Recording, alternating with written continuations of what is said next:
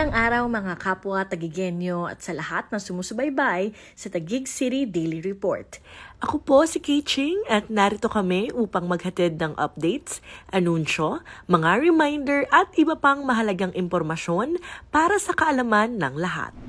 Agad na rumisponde sa nangyaring landslide sa Sitio Maliwanag, Western Bicutan, alas 6:33 ng umaga kanina, ang pinagsamang puwersa ng City Disaster Risk Reduction and Management Office, Local Utility Office, Traffic Management Office, Public Order and Safety Office, CSWDO, mga kawani ng Barangay Western Bicutan, MMDA at DPWH.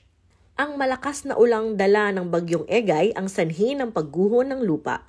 Dahil sa pagguho, nagiba ang isang perimeter wall sa lugar. Walang nasaktang individual sa nangyari, ngunit isang aso ang namatay matapos madaganan ng gumuhong pader. Samantala, agad na nagsagawa ng preemptive evacuation sa 23 pamilya na nakatira malapit sa landslide upang masiguro ang kanilang kaligtasan sakali mang magkaroon pa ng pagguho ng lupa sa lugar. Isinara rin ang bike lane at outermost lane ng C5 Road na katabi ng lugar upang mabawasan ang pagyanig na maaari pang magdulot ng pagguho. Nagsagawa na ng assessment ang mga engineer ng pamahalaang lungsod ng Taguig, katuwang ang DPWH at Metro Parkway Clearing Group ng MMDA upang agad na ma-reinforce ang gumuhong pader at malinis na rin ang lupa at debris sa landslide area. Pinapaalalahanan ng lahat na maging alerto ngayong panahon ng bagyo at agad na tumawag sa hotline ng lungsod 8789-3200 kung may emergency. Bukas din ang City Engineering Office sa nais magsangguni ng mga napupunang problema sa estruktura o kinatatayuan ng mga tahanan, opisina o gusali.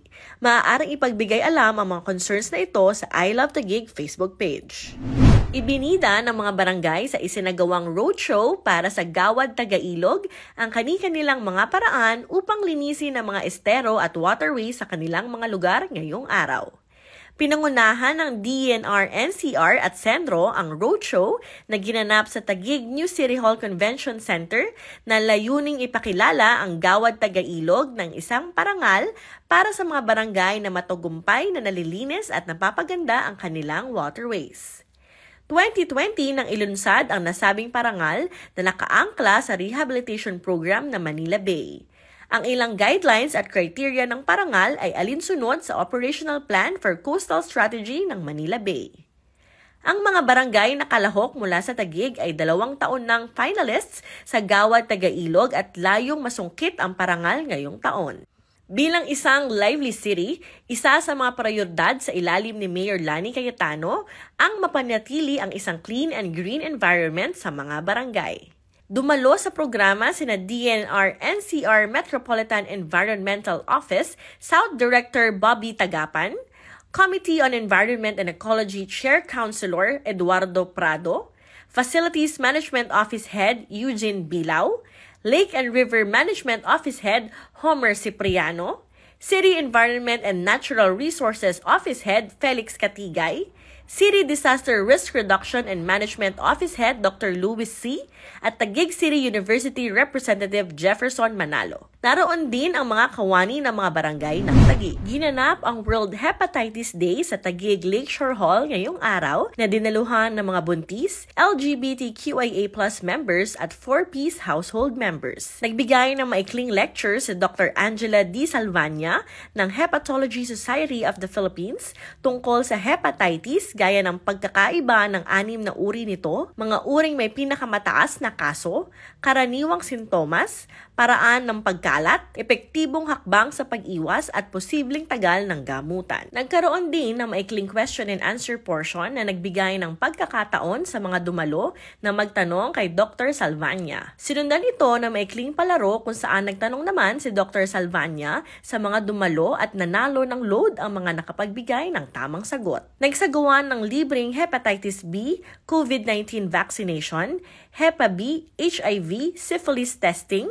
RBS cholesterol screening, medical consultation, TB screening at chest x-ray. Mayroon din booth ang PhilHealth, Super Health Lying-in Services, Risk Assessment at Nutrition. Pinagmamalaki ni Mayor Lani Cayetano na kinikilala ang kahusayan ng ating pamahalaang lungsod sa pag-iimplementa ng mga programang gaya nito laban sa Hepa B. Anumang oras ang ilaan sa pagkatuto, hindi dapat pinanghihinayangan, lalo pa na ang mga kaalaman na makukuha nyo ngayong umaga ay lubos na makakatulong po sa inyong estadong pangkalusugan. As always, nire-remind ko yung mga dumadalo ng impormasyon na natututunan natin ay mas nagiging lalong kapaki-pakinabang at mabunga kapag hindi natin sinasarili ang impormasyon. Malaking parte sa epektibong pagsugpo ng Hepa B ang pagkakaroon ng kaalaman ng bawat miyembro ng isang komunidad dahil nakakatulong ito sa kanilang pag-iwas at pagpapababa ng diskriminasyon tungo sa mga mayroong hepatitis. Sa Pilipinas, ang pinakakaraniwang uri ng hepatitis ay ang hepatitis B, HPV, at hepatitis C o HCV. Ang mga ito ay maaaring maipasa sa pamamagitan ng paggamit ng hindi sterile na karayom, pagsasali ng dugo na hindi pa nasusuri, sexual na pakikipag-ugnayan sa isang taong may hepatitis o mula sa ina patungo sa sanggol sa pamamagitan ng panganganak. Sa mga programang gaya nito, nasisigurong mas tumaas pa ang kamalayan ng mga tagigenyo tungkol sa hepatitis B, isang sakit na nagdudulot ng pamamaga at impeksyon sa atay na nagpapataas ng panganib na magkaroon ng liver cancer at cirrhosis ang isang individual.